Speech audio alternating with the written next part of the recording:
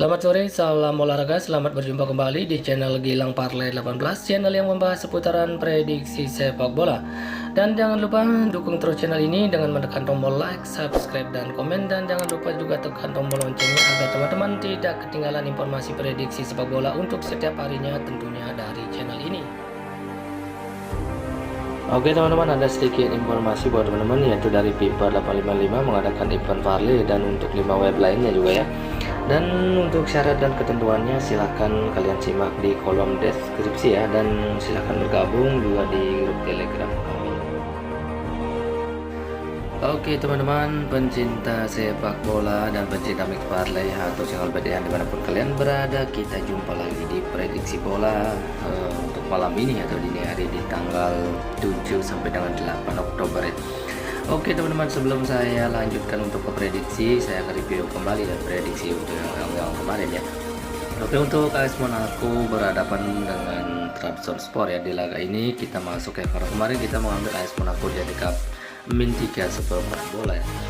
Oke, jadi untuk Omonia berhadapan dengan Manchester United di laga ini kita gagal ya, karena kemarin kita mengambil Manchester United di Cup min 1,5 atau di 1,5 bola. Jadi untuk Sheriff Tiraspol berhadapan dengan Real Sociedad di laga ini juga kita masuk, karena kemarin kita mengambil Real Sociedad di Liga min 3 seperempat bola atau hampir 1 bola. Jadi untuk Arsenal yang berhadapan dengan Bodo Glimt di laga ini juga kita masuk, karena kemarin kita mengambil Arsenal di Liga min 1,3 seperempat bola atau hampir 2 bola. Sedangkan untuk Fenerbahce berhadapan dengan AEK Larnaca di laga ini juga kita masuk, karena kemarin kita mengambil Fenerbahce di Liga min 1 bola. Oke teman-teman, selamat jika ada yang masuk untuk prediksi kemarin. Kita masuk ke 90% yang masuk di 4 laga dan kita hanya gagal di 1 laga saja. Oke, untuk lebih jelasnya silahkan kalian cek di playstore kalian masing-masing ya. Tetap semangat ya teman-teman, semoga prediksi malam ini atau dini hari bisa lebih baik lagi ya. Oke, kita lanjut saja ya teman-teman untuk ke prediksi malam ini atau dini hari. Seperti biasa saya akan bahas 5 laga, yaitu dari Jerman Bundesliga, Prancis Liga 1, La Liga Spanyol, Inggris Championship, dan La Liga 2 Spanyol ya. Oke, langsung saja untuk laga yang pertama dari Jerman Bundesliga, di mana Hoffenheim akan menjamu Werder Bremen ya. Oke, di sini untuk peluang terlihat tipis ke Hoffenheim sebagai tuan rumah untuk pertandingan malam nanti atau dini hari. Dari Hoffenheim saya melihat di sini ada 3 pemain yang akan absen, sedangkan dari Werder Bremen juga terlihat 2 pemain yang akan absen ya. Oke, untuk 5 laga atau 5 pertandingan terakhir dari Hoffenheim, di mana Hoffenheim mengakhiri 5 laga 5 pertandingan dengan terbilang cukup bagus dengan meraih 2 kali kemenangan, 2 kali seri, dan hanya mengalami 1 kali kekalahan. Sedangkan untuk Werder Bremen dari sendiri juga terbilang tampil cukup bagus, yaitu dengan meraih 2 kali kemenangan, 1 kali seri, dan mengalami 2 kali kekalahan.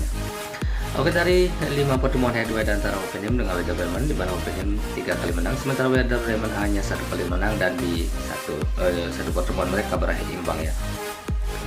Oke, untuk posisi peringkatnya saat ini teman-teman, di mana Hoffenheim saat ini berada di peringkat kelima dengan 14 poin, sementara Werder Bremen ada di peringkat 8 dengan 12 poin. Oke teman-teman, itulah sedikit analisa antara kedua tim, antara Hoffenheim dengan Werder Bremen. Kalau kita simak atau lihat untuk 5 performa kedua tim, memang sudah menampilkan performa terbilang cukup bagus, sementara untuk posisi peringkat saya rasa tidak terlalu jauh ya. Jadi menurut analisa saya sendiri ya teman-teman, antara Hoffenheim dengan Werder Bremen, saya lebih yakin akan mengambil tuan rumah, yaitu Hoffenheim di Cup min seperempat bola ya teman-teman. Silahkan diambil kalau kita sadar.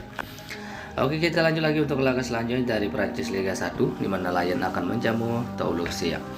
Oke, di sini untuk peluang dari Lyon memang lebih besar ke Lyon sebagai tuan rumah untuk pertandingan malam nanti atau dini hari. Dari Lyon saya melihat 1 pemain akan absen dan 2 pemain masih dipertanyakan, sementara dari Toulouse sendiri terlihat 3 pemain akan absen dan 1 pemain juga masih dipertanyakan. Oke, dari 5 pertandingan atau 5 laga terakhir Lyon tampil terbilang cukup buruk untuk 5 pertandingan terakhirnya dan mengalami 4 kali kekalahan beruntun dan hanya 1 kali menang ya. Sementara untuk Toulouse sendiri terbilang cukup bagus dengan meraih 3 kali kemenangan dan mengalami 2 kali kekalahan. Sementara untuk 5 pertemuan head-to-head antara Lyon dengan Toulouse, di mana Lyon 4 kali menang dan Toulouse tidak pernah menang untuk 5 pertandingan pertemuan terakhirnya, dan 1 pertemuannya berakhir imbang ya. Oke, untuk peringkatnya saat ini, di mana Lion saat ini ada di peringkat ke-7 dengan 13 poin, sementara Toulouse saat ini ada di peringkat ke-12 dengan 11 poin. Oke teman-teman, itulah sedikit analisa satu penjelasan untuk Lion dengan Toulouse. Kalau kita simak untuk performa kedua tim atau pertandingan terakhirnya, Lion menampilkan performa yang terbilang cukup buruk, hanya mampu meraih 1 kali kemenangan dan mengalami 4 kali kekalahan, sementara Toulouse terbilang tampil cukup bagus ya. Tapi untuk malam ini atau dini hari, menurut analisa saya teman-teman, antara Lion dengan Toulouse saya lebih yakin akan mengambil tuan rumah, yaitu Lion cukup di handicap -1 bola ya teman-teman. Silahkan diambil kalau kita sehati. Oke, lanjut lagi untuk laga selanjutnya dari La Liga Spanyol, di mana Osasuna akan menjamu Valencia ya. Oke, di sini terlihat untuk peluang memang terlihat lebih tipis ke tuan rumah, yaitu Osasuna ya. Jadi dari Osasuna saya melihat dua pemain yang akan absen, dan sementara dari Valencia sendiri dua pemain yang akan absen ya, satu pemain juga masih dipertanyakan. Sedangkan untuk 5 pertandingan atau 5 laga terakhir Osasuna tampil terbilang cukup bagus dengan meraih 3 kali kemenangan, 1 kali seri dan hanya mengalami 1 kali kekalahan. Sedangkan untuk Valencia sendiri terbilang juga tampil cukup bagus, yaitu dengan meraih 2 kali kemenangan, 1 kali seri dan mengalami 2 kali kekalahan. Oke, dari 5 pertemuan head to head antara Osasuna dengan Valencia, mana Osasuna 2 kali menang, Valencia juga 2 kali menang, dan di satu pertemuannya berakhir imbang. Oke, untuk posisi peringkatnya saat ini, di mana Osasuna saat ini berada di peringkat ke-6 dengan 13 poin, sedangkan Valencia ada di peringkat ke-9 dengan 10 poin. Oke teman-teman, itulah sedikit analisa atau penjelasan untuk Osasuna dengan Valencia.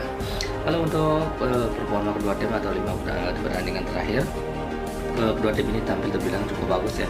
Sementara untuk posisi peringkat saya rasa tidak terlalu jauh ya. Sementara untuk pertemuan head to head saya rasa cukup imbang untuk pertemuan sebelumnya. Jadi menurut analisa saya sendiri, antara Osasuna dengan Valencia saya lebih yakin akan memilih bermain over di 2 bola ya teman-teman. Silahkan diambil kalau kita saat ya. Oke, lanjut lagi untuk laga selanjutnya dari Inggris Championship ya, dimana QPR akan berhadapan dengan Reading ya. Oke, di sini untuk peluang terlihat memang lebih ke QPR sebagai tuan rumah untuk pertandingan malam nanti atau dini hari. Dari QPR terlihat 1 pemain yang akan absen dan 1 pemain masih dipertanyakan. Sementara dari Reading sendiri terlihat 4 pemain yang akan absen ya untuk laga malam nanti atau dini hari. Oke, untuk 5 laga atau 5 pertandingan terakhir dari QPR tampil dengan cukup bagus, yaitu dengan meraih 3 kali kemenangan, 1 kali seri dan hanya mengalami 1 kali kekalahan saat bertemu dengan Swansea. Sedangkan untuk Reading sendiri tampil juga dengan cukup bagus, yaitu dengan meraih 3 kali kemenangan, 1 kali seri dan juga mengalami 1 kali kekalahan. Oke, dari 5 pertemuan head to head antara QPR dengan Reading, di mana Reading 2 kali menang, sementara QPR hanya 1 kali menang dan di 2 kali pertemuannya berakhir imbang ya.